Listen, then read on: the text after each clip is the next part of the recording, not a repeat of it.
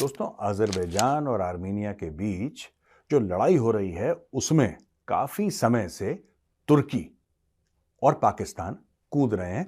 मैं आपको ना किसने किसको कौन सा ड्रोन दिया है, क्या काउंटर मेजर है, मैं आपको यह भी बताऊंगा, लेकिन वो इतना इंपॉर्टेंट नहीं है।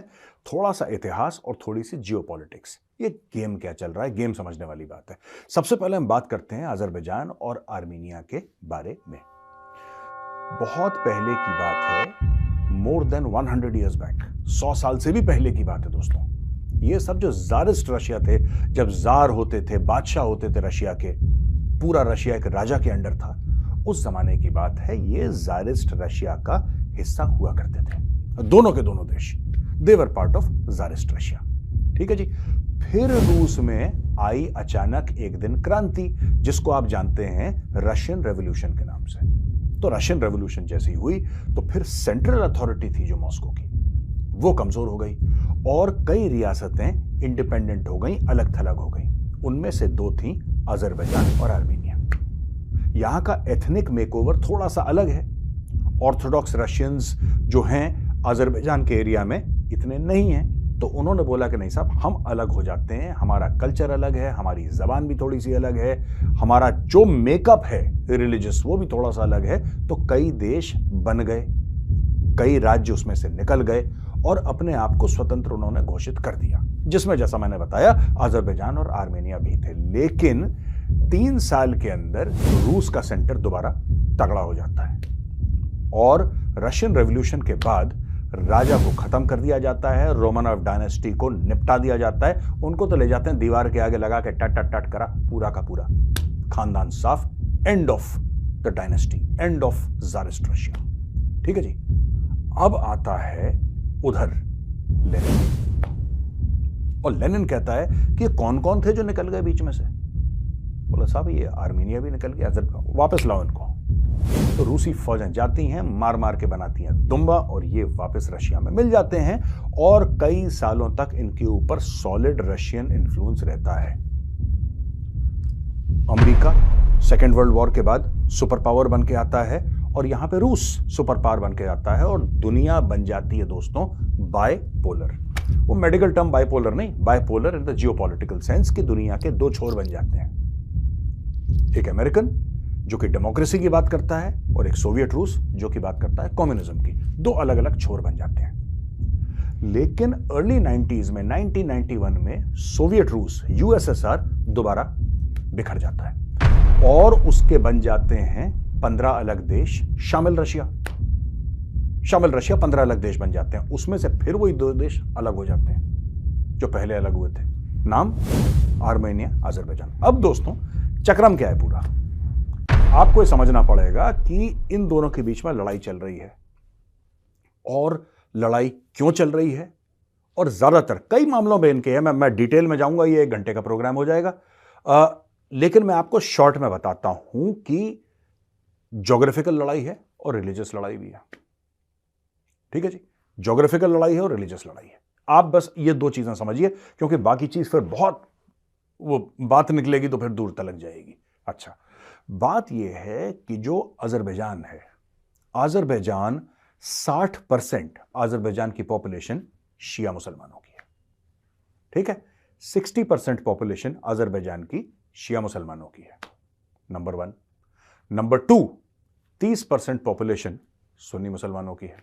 90 हो गए, 60 और 30 90, 10% और अन्य लोग, राइट, अन्य लोग, यानी कि उसमें कुछ ईसाई भी हैं, कुछ दाएं बाएं जो भी हैं, लेकिन it is 90% plus Muslim majority country. मैं अजरबैजान की बात कर रहा हूं, जिसमें मैक्सिमम जो हैं वो शिया मुसलमान हैं, जो कि ईरान के साथ उनका डायरेक्ट राब्ता है, डायरेक्ट उनका एक कनेक्शन है, स्पिरिचुअल है, रिलीजियस है, क्योंकि आपको पता है ईरान दुनिया का सबसे बड़ा शिया मुस्लिम मुल्क है। और शिया मुस्लिम मुल्क कौन से हैं साहब? Iraq is also Shia majority country. अब हम बात करते हैं नोगोर्नो काराबाख की। नोगोर्नो काराबाख एक ऐसा रीजन है जिसको दोनों चाहते हैं, और नोगोर्नो काराबाख में लाखों की तादाद में ईसाई भी रहते हैं, लेकिन उसको कैप्चर कर लिया पिछले साल अजरबैजान ने। एक लाइटनिंग स्ट्राइक करी, ठक ठक ठक ठक अंदर आए और सबको मारा वारा वहां पे और भगा दिया। करीब 1 से लेकर 1.5 लाख ईसाई नोगोर्नो काराबाख से भाग गए। वो कहां भागे? वो मूल रूप से थे आर्मेनियन, क्योंकि ऐसे बॉर्डर में तो पॉपुलेशन इन्वेस्ट रहती है ना, बिल्कुल कट डिवाइड तो होता नहीं है। तो वो भाग गए वापस आर्मेनिया, आर्मेनियन मूल के थे ईसाई। वहां पे दबा के दोस्तों गिरजाघर तोड़े गए, कई गिरजाघर तोड़े गए और कई गिरजाघरों के ऊपर मस्जिद बनाए गए। मैं बात कर रहा हूं आर्मेनिया की और नगोर्नो काराबाख एरिया की। ठीक है, आपको इतनी बात समझ में आ गई। अब दोस्तों नेक्स्ट स्टेप पे आते हैं।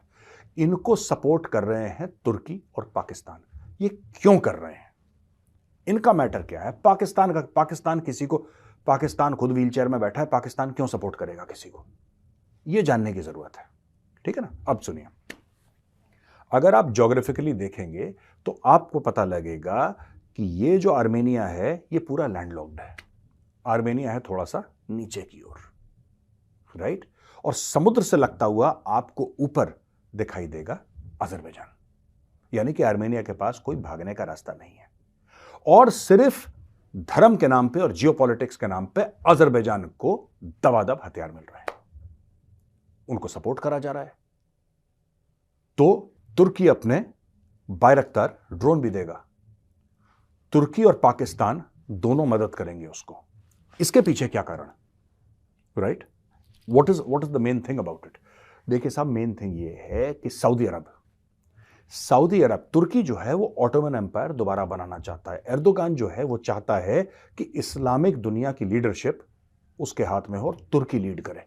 ये सारा गेम जो चल रहा है ना दोस्तों, कहीं ना कहीं ये इस्लामिक दुनिया की जो 57 कंट्रीज हैं, और ये छोटे नहीं है 57 कंट्रीज, और लगभग 1.9 बिलियन मुसलमान हैं इस दुनिया में। 1.9 बिलियन यानी कि 1.9 अरब मुसलमान हैं इस दुनिया में। अब उनकी लीडरशिप कौन करेगा? अभी तक तो सऊदी अरब करता चला आया है। और सऊदी अरब कैसे करता चला आया है?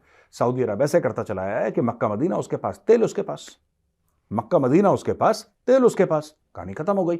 यानी कि हर एक मुसलमान को जो अफोर्ड कर सकता है जिंदगी में एक न एक बार जाके वो हज के लिए जाएगा, या फिर उम्रे के लिए जाएगा, या फिर दोनों के लिए जाएगा, या फिर मल्टीपल टाइम जाएगा और वहां पर सजदा करेगा। ये कुरान में लिखा है।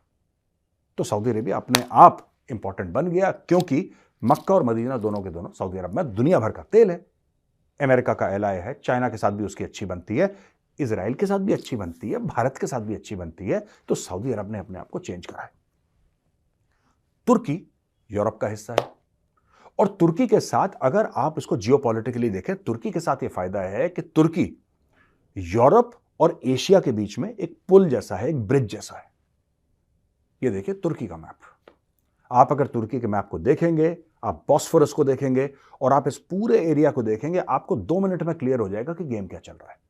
अब जो ये अजरबैजान का सपोर्ट कर रहे हैं, यार ये तो सिर्फ मजहब का मामला है, मैं आपको बता रहा हूं, और कंट्रोल करने का मामला है, और कोई मामला नहीं है। यानी कि तुर्की चाहता है कि अजरबैजान को हम ड्रोन्स भी दें, पाकिस्तान भी उसको दाएं बाएं से हथियार सप्लाई करे, और सब कुछ एक इनका ये एम है कि तुर्की एक तरफ ईरान जो कि शिया देश है, यानी कि अजरबैजान के साथ डायरेक्ट उसका राब्ता है, एक तरफ पाकिस्तान है, और जो मेरा पुराना जो मैंने दोहा लिखा था ना कि पीछे खड़ा है चीन, जैसे मेरा पुराना दोहा है ना दोस्तों कि कहत कबीर सुनो भाई साधो, पीछे खड़ा है चीन, तो पीछे खड़ा है चीन। यानी कि एक ऑल्टरनेट इस्लामिक ब्लॉक बन रहा है। इसमें भारत का क्या इनपुट है? भारत ने भेजी हैं आर्मेनिया के लिए पेनाका सिस्टम्स, पिनाका भेजा, और भारत, ऐसा सुनने में आया है, अभी तक कंफर्म नहीं है कि, लेकिन हो सकता है कि भारत वहां पे ब्रह्मोस भी भेजे, और भारत अनेकों किस्म की मिसाइल्स भेजे। क्योंकि अगर तुर्की गेम खेल सकता है कश्मीर में, सुनिएगा ध्यान से, अगर तुर्की खेल सकता है गेम कश्मीर में, अगर कश्मीर के बारे में तुर्की बयानबाजी कर सकता है, तो तुर्की की नाक के नीचे भारत भी आग लगा सकता है। हमारे पास ज्यादा पैसा है तुर्की से। We have more money than Turkey. We have more money than Pakistan. We have more money than Iran. Right? पहले हमारे पास कैपेबिलिटी थी, हमारे पास इंटेंट नहीं था दोस्तों। यानी कि हमारे पास काबिलियत थी, लेकिन हमारी नीयत नहीं थी। हम कहते हैं जाने दो यार, क्या फर्क पड़ता है। आज का भारत ये नहीं कहता कि जाने दो, क्या फर्क पड़ता है। आज का भारत कहता है कि मत जाने दो, फर्क हम डालेंगे, हम बताएंगे क्या फर्क पड़ता है। तो भारत भी वहां पे हथियार डाल रहा है, और लड़ाई अभी एक किस्म का आप समझ लीजिए, युद्ध विराम तो नहीं कहूंगा, but there is an uneasy काम, लेकिन किसी भी वक्त दोबारा लड़ाई इरप्ट हो सकती है। और जैसे जैसे होगा मैं आपको फर्दर डेवलपमेंट्स इस युद्ध के बारे में, जो कि होने वाला है, आज लिख के ले लीजिए, होगा। इनकी झड़प होगी। इनके 8-10 युद्ध तो पहले हो चुके हैं। 6-7 times they've had pitched battles. और बॉर्डर पे ठाठा ठाठा होती रहती है। इनकी आगे क्या क्या होगा मैं आपको ब्रीफ करता रहूंगा दोस्तों।